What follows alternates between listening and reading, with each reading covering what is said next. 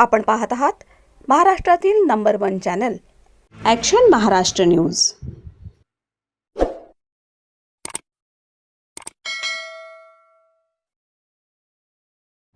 नमस्कार, action Maharashtra news चॅनलमध्ये आपलं सगळ्यांचं स्वागत आहे। विश्रांतवाडीत साकारणार महामानव डॉक्टर बाबासाहेब आंबेडकर यांचा पूर्णाकृती पुतळा। शासनाच्या सर्व परवानग्या झाल्या पूर्ण। आंबेडकरी चळवळीच्या धम्मदानातून उभारण्यात येणार महामानवाचा पुतळा।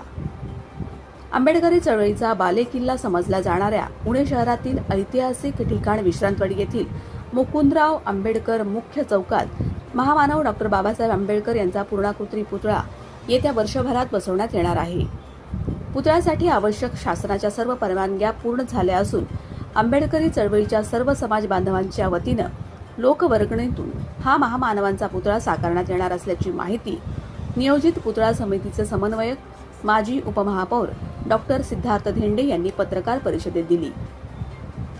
यावेळी रिपब्लिकन पक्षाचे ज्येष्ठ नेते अशोक कांबळे, सामाजिक कार्यकर्ते निखिल गायकवाड, राजेश बेगळे, शिल्पकार राजेंद्र अल्हाट उपस्थित होते। विश्रांतवाडी परिसराला आंबेडकरी चळवळीचे मोठे ऐतिहासिक योगदान लाभल्यामुळे या ठिकाणी महामानव डॉक्टर बाबासाहेब आंबेडकर यांचा पुतळा उभारण्यात यावा अशी स्थानिक सर्व समाज बांधवांची मागणी अनेक वर्षांपासून होती। सन 2018 मध्ये जयंती उत्सवानंतर पुतळ्यासाठी जन आंदोलन पुकारण्यात आलं होतं। यावेळी कायदा सुव्यवस्थेचा प्रश्न निर्माण होऊ नये यासाठी पोलीस आणि स्थानिक सामाजिक कार्यकर्ते यांच्या समन्वयातून महामानवांचा पुतळा या शासनाच्या सर्व अटी शर्ती आणि नियमांचं पालन करून बसवण्यात यावा असं ठरवण्यात आलं।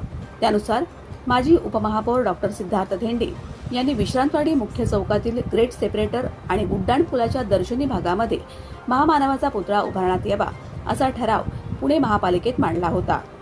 ठरावाची कार्यवाही वर्षभरात पूर्ण न झाल्यामुळे सदरचा ठराव रद्द झाला आणि त्यानंतर सन 2023 मध्ये विश्रांतवाडी मुख्य चौकातील ग्रेट सेपरेटर आणि उड्डाण पुलाच्या भूमिपूजनाच्या वेळी दिवंगत माजी उपमुख्यमंत्री अजित पवार यांना या पुतळ्याबाबत स्थानिक आंबेडकरी संस्था संघटनेच्या वतीनं कार्यकर्त्यांनी निवेदन दिलं होतं। सन 2022 ते 2026 पुणे महापालिकेत प्रशासकीय कारभार सुरू होता, त्यामुळे तत्कालीन महापालिका आयुक्त राजेंद्र भोसले यांनी सन 2025 रोजी पुन्हा हा ठराव महापालिका प्रशासनाच्या वतीनं मंजूर केला। दरम्यान त्यानंतर पुतळ्याच्या इतर आवश्यक परवानगीच्या कामाला सुरुवात झाली। या कामामध्ये सार्वजनिक बांधकाम विभाग, पोलीस विभाग आणि संरक्षण विभाग या सर्वांच्या परवानग्या घेण्यात आल्या आणि सातत्यानं पाठपुरावा केल्यामुळे हे काम मार्गी लागलं। मागील 3 महिन्यांपासून सर्व प्रशासकीय पाठपुरावा झाल्यानंतर विविध खात्यांकडून ना हरकत प्रमाणपत्र देण्यात आलं। विश्रांतवाडी येथील मुकुंदराव आंबेडकर मुख्य चौकात सुरू असणाऱ्या ग्रेट सेपरेटर आणि उड्डाण पुलाच्या कामाच्या ठिकाणी पुतळ्याची जागा निश्चित करण्यात आली आहे। तत्कालीन शहर अभियंता प्रशांत वाघमारे यांनी मुख्य चौकातील मध्यभागी याबाबत सर्व तपासणी केली आहे। त्यानुसार सर्व पुतळ्यासाठीचा चौथरा, प्रत्यक्ष पुतळा तसंच त्या परिसरातील करण्यात येणाऱ्या इतर स्थापत्यविषयक कामांचा त्यांनी आढावा घेतला आहे अशी माहिती सिद्धार्थ धेंडे यांनी यावेळी दिली। तसंच यामध्ये दिलेल्या कोटेशननुसार सदर पुतळ्याच्या ठिकाणी चौथरा आणि इतर आवश्यक कामांसाठी नगरसेविका नंदिनीताई धेंडे आणि नगरसेवक रवी टिंगरे यांनी 65 लाख रुपये निधी वर्गणीतून उपलब्ध करून दिला आहे। पुतळा उभारणीसाठी 3 नामांकित संस्थांकडून कोटेशन मागवण्यात आलं होतं। यामधील सर्वात कमी दराचं कोटेशन विश्रांतवाडी येथील सुप्रसिद्ध मूर्तिकार राजेंद्र अल्हाट यांनी दिलं आहे। त्यांनी कोणताही मोबदला न घेता केवळ आंबेडकरी चळवळीतील कार्यकर्ता म्हणून नैतिक जबाबदारी स्वीकारून सदरच्या पुतळ्याचं काम स्वीकारलं आहे। महामानवाचा पुतळा सुमारे 22 फूट उंचीचा तसेच 3 ते 3.5 टन ब्रांझ धातूचा असून त्यासाठी अंदाजे 80 ते 85 लाख रुपये खर्च अपेक्षित आहे।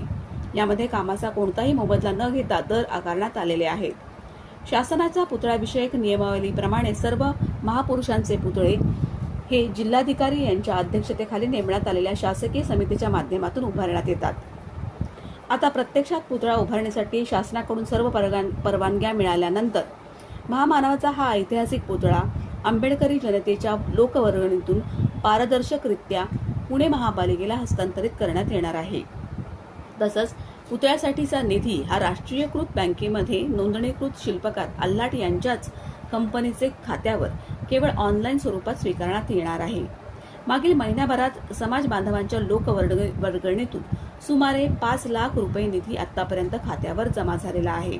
देणगीदार यांनी आपला निधी या सदरच्या अधिकृत खात्यावर ऑनलाईन स्वरूपात किंवा थेट बँकेत जाऊन भरू शकतात. या कामामध्ये जास्तीत जास्त पारदर्शकता असावी म्हणून रोख स्वरूपात पैसे गोळा न करता सर्व रक्कम ही ऑनलाईन स्वरूपातच जमा करण्यात येणार असल्याची माहिती धेंडे यांनी यावेळी दिली. दरम्यान एकंदरीतच आंबेडकरी जनतेच्या सर्व कार्यकर्ते आणि समाज बांधवांना एकत्र घेऊन महामानवाचा हा ऐतिहासिक पुतळा विश्रांतवाडी येथील मुकुंदराव आंबेडकर चौकात येत्या वर्षभरात सन्मानपूर्वक उभारण्यात येणार असल्याचं त्यांनी यावेळी सांगितलं. तसंच सर्वांनीच महामानवाच्या पुतळ्यासाठी धम्मदान देऊन या ऐतिहासिक कार्यात मोठ्या प्रमाणावर सहभागी व्हावं असं आवाहनही धेंडे यांनी यावेळी केलं. Action Maharashtra news, Pune. स्पष्ट गाईडलाईन्स हा राज्य सरकारच्या धोरणामध्ये आहे. त्यामुळं काही जणांना कमिटी का होत नाही, कमिटी का करत नाही, तर सगळ्यांच्या माहितीकरता सांगतो, कमिटीचे अध्यक्ष कलेक्टरच असतात. आपण फक्त पुतळा दान देतो आणि दान देण्याकरता संस्था लागते. त्यामुळं अजून एक मुद्दा ह्या ठिकाणी सांगू इच्छितो, जो काही महानगरपालिकेचा ठराव होतो तो ठराव 1 वर्ष कार्यान्वित होतो. 1 वर्षात तुम्ही प्रक्रिया चालू केलेली पाहिजे. जर प्रक्रिया चालू नाही केली तर हा ठराव रद्दबातल होतो.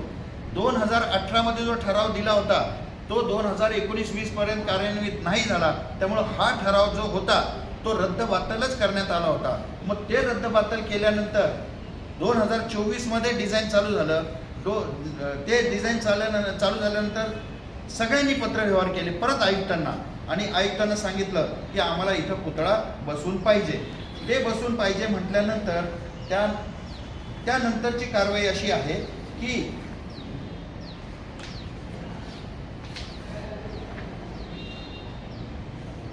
चा ठराव झाल्यानंतर 2023ला ज्यावेळेस भूमिपूजन झालं इथं, मी 12/10/2023ला परत आयुक्तांना पत्र दिलं, साहेब आधीचा ठराव रद्दबातल झालाय, आपण नव्याने ठराव करा. त्याच्यानंतर वंचित बहुजन सेनाच्या वतीने, युवा आघाडीच्या वतीने आपले विशाल साळवी त्यांनी देखील पत्र दिलं. त्याच्यानंतर आमदार सुनील टेगरे यांनी 20/5 रोजी त्यांनी देखील पत्र दिलं. एवढंच नाही तर त्याच्यानंतर हे सगळ्यांचे पत्र गेले. आपल्या इथले जेवढी स्थानिक मंडळ आहेत त्यांच्यावर त्या पत्रावर ज्यांच्या सह्या आहेत ते सगळे ह्याच्यामध्ये इन्वॉल्ड आहे, हे आवर्जून या ठिकाणी सांगू इच्छितो. म्हणजे ह्याचा पाठपुरावा मी जरी करत असलो तर माझ्यावर हे सगळी लोक होते.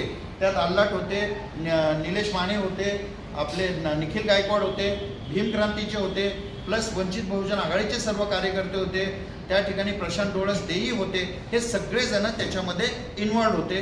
त्याच्यानंतर हे सगळं झाल्यानंतर मला महानगरपालिकेने, मी पत्र दिल्यानंतर मला महानगरपालिकेने कळवलं की आता जो ठराव होणार आहे परत, तर त्या ठरावामध्ये आपल्याला पुतळा कोणत्या संस्थेच्या वतीने दिला जाणार आहे हे नमूद करा, त्याशिवाय ठराव करता येणार नाही. त्याचं कारण असं आहे की त्यावेळेस प्रशासकीय राज होता. त्यावेळेस नगरसेवक कोणी नव्हते, कारण नगरसेवक असते तर मग नगरसेवकाच्या नावाने ठराव झाला असता, पण तिथे नगरसेवक नव्हते. म्हणून आता आपण देणार कोणाच्या वतीने, तमाम आंबेडकरी जनता विश्रांतवाडीचे त्यांच्या वतीने आपण हा पुतळा देणार आहे, परंतु रजिस्टर्ड संस्था नाही.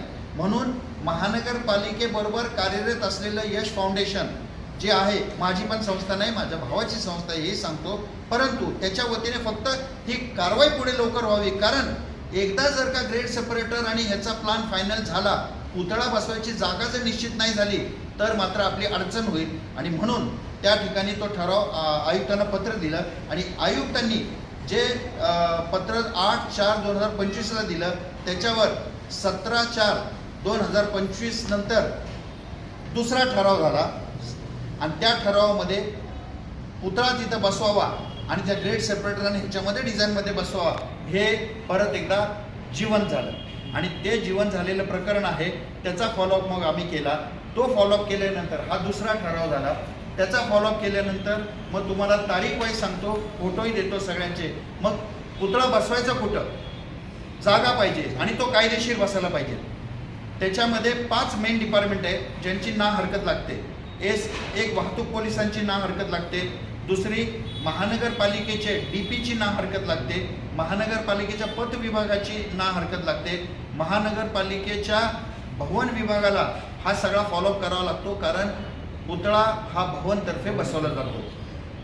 दुसरं जे प्रोजेक्ट चालू आहे ते प्रोजेक्ट डिपार्टमेंट महानगरपालिकेमध्ये वेगळं आहे, त्याचीही ना हरकत लागते. आणि त्याचबरोबर PWDची ना हरकत लागते. आणि ह्या सगळ्यांच्या ना हरकती मिळाल्यानंतर मग महानगरपालिका त्या ठिकाणी आर्किटेक्ट आणि आर्किटेक्ट बरोबर मूर्तिकार हे नमूद करते. आणि हे नमूद केल्यानंतर ते मूर्तिकार आणि महानगरपालिका कला संचालनालयाकडं त्या पुतळा जो आहे त्याचं डिझाईन ह्याला मान्यता घेते. आणि कला संचालनाची मान्यता झाल्यानंतर मग ही सगळी प्रक्रिया सत्य बातमीसाठी बघत रहा ॲक्शन महाराष्ट्र न्यूज.